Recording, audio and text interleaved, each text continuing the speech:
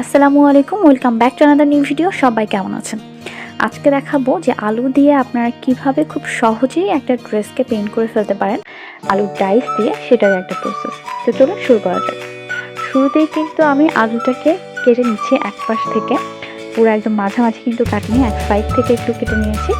এখন আমি স্কেল দিয়ে এখানে আছে হাফ ইঞ্চি পরিমাণ করে আমি আলুটাকে চারদিক থেকে একটা মাপ দিয়ে কেটে নেব, জাস্ট চতুর্ভুজ শেপ। স্কেল দিয়ে মেপে নিলে একটু সুবিধা হয়। হাতের মাপে অনেক সময় দেখা যায় যে আপনার চতুর্ভুজটা ঠিকভাবে নাও আঁকা হতে পারে বা একটু কম বেশি হয়ে যেতে পারে, এই জন্য স্কেল দিয়ে করে নিলে মানে মাপের কোনো ঝামেলা থাকে না আর কি।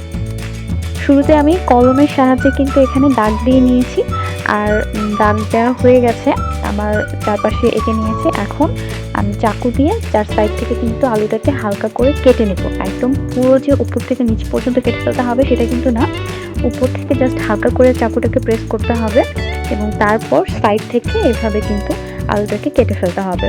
এখানে ভিডিওটা দেখলে কিন্তু বোঝা যাচ্ছে যে আমি কিন্তু পুরো আলুটাকে কিন্তু কেটে ফেলিনি, জাস্ট হালকা ডিপ করে আলুটাকে কেটেছি যাতে আমার ডাইসটা পারফেক্টলি হয়।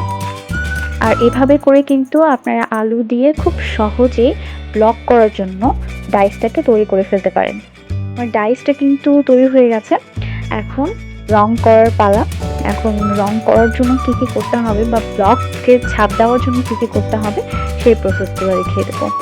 শুরুতেই এখানে একটা শক্ত পেপার বিছিয়ে নিয়েছি এবং এইরকম একটা সিরামিকের প্লেটে কিন্তু আমি সাদা রংটাকে ঢেলে নিব।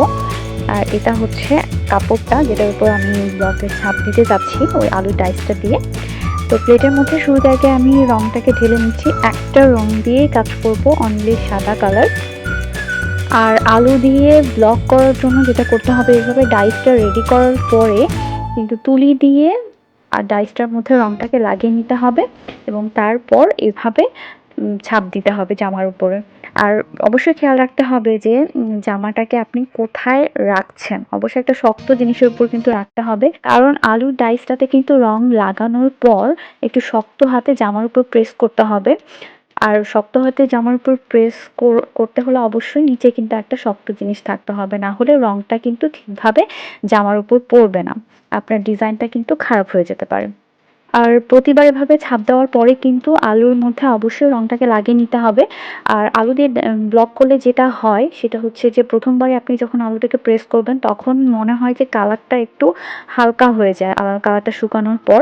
এই ক্ষেত্রে আপনারা যেটা করতে পারেন যে রংটা একটু শুকানোর পর তখন আবার আলুর ডাইসটা দিয়ে ওটার উপর আবার রং করে দিতে পারেন।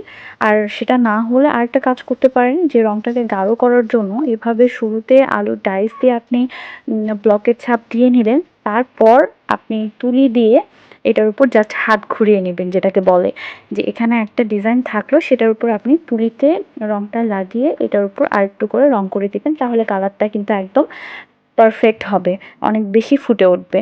না হলে আলুর ডাইস দিয়ে করলে তখন কালারটা একটু হালকা দেখা যায়।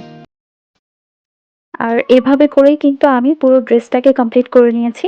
আগে আলুর ডাইস আমি যেভাবে করেছি আরকি, আলুর ডাইস দিয়ে শুরুতে আমি ছাপ দিয়ে নিয়েছি, যাতে আমি বুঝতে পারি যে আমার ডিজাইনটা কেমন হয়। তার উপরে আমি তুলি দিয়ে জাস্ট হাত ঘুরানো যেটাকে বলে, রংটাকে একটু পাতলা করে নিয়েছিলাম এনকে এবং বাইন্ডার দিয়ে। একটু হালকা পাতলা করে নিয়ে তারপর আমি তুলি দিয়ে আবার এটার উপরে হাত ঘুরিয়েছি। তাহলেই কিন্তু ড্রেসটা আমার কমপ্লিট হয়ে গেছে এবং অনেক, অনেক সুন্দর হয়ে গেছে। বিশেষ করে যারা তুলি দিয়ে কাজ করতে পছন্দ করেন না বা মনে করেন যে না আমি ফুল আঁকতে পারি না, তাদের জন্য স্পেশালি এই ভিডিওটা।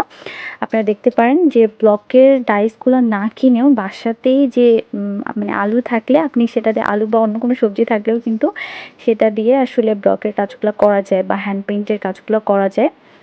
তো এভাবে করে কিন্তু আপনাদের ড্রেসকে আপনারা রাঙিয়ে নিতে পারেন।